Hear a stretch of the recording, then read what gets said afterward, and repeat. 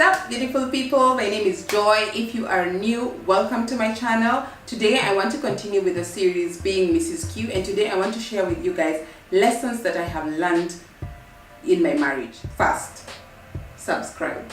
Number one thing that I have learned is that respect is everything. From my marriage, I learned that respect means respect of the other person's choices, opinions, ideas, personality, their flaws, like just respect who they are.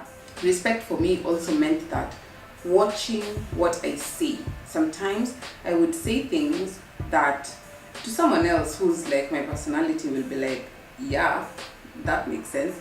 But then to him, because he's a different personality than me, it would come out disrespectful. So that meant really being cautious of the words that I speak, especially during an argument where I can run my mouth, but then I had to like learn how to stick to the facts, like attack the issue and not the person, you know. So respect was a big one for me.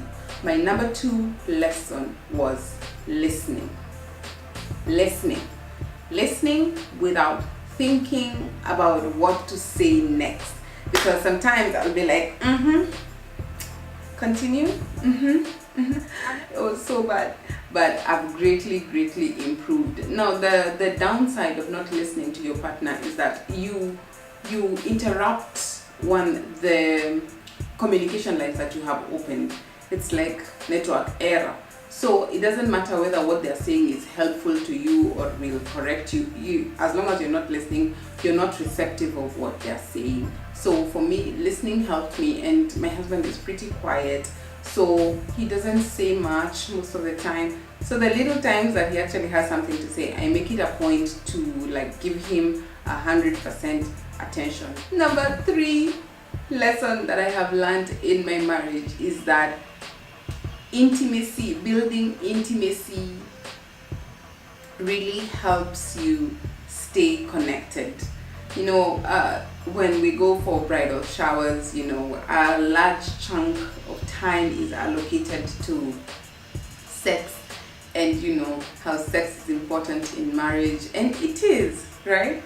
But I realized that you can have sex with someone you don't know, with someone you don't care about, with someone you actually are planning to kill. However, if you take your time and build intimacy in your relationship, then it goes beyond sex. So we've had to learn ways of being intimate with each other, understanding each other's love language, and you know, speaking to your partner, or speaking to my partner in this case, in a love language that he understands. Now, his love language is words of affirmation.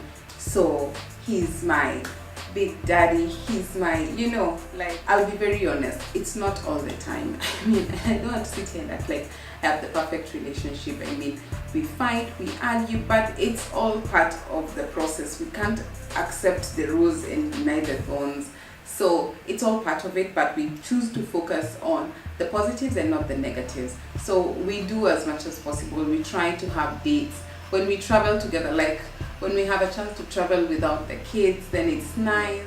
Non-sexual touch, like just when someone wants to hold you because they want to hold you, it's nice. And you know, when someone just wants a back rub, when it sometimes it just all ends up into a sexual kind of adventure, but just doing things that draw you guys close. The last and final thing that marriage has taught me is that what you put in is most likely what you're going to get out of it. So the number one thing that I put into my marriage is prayer. I think we've survived a lot of stuff and managed to stay together because of prayer, because of praying. And I read a book called The Power of a Praying Wife. It was actually the hardest book that I had to read, because and it even says it in the book that when you have purposed to put your partner and your marriage and your relationship first, that is where the devil attacks the most. As in, you're like, shh, did we make a mistake to get married? you know, but you have to keep going. You have to encourage yourself. You have to know that you're doing it for yourself. Yeah, so we were taught that work on me, pray for him. So that's what I do. It's always a pleasure to make time and come into this space and just speak and communicate and, you know, fellowship with you guys. So if you like this video, I'm crossing my fingers like this that you liked it, and just give it a thumbs up, share it with your friends, leave me a comment, just say what's up, Joy.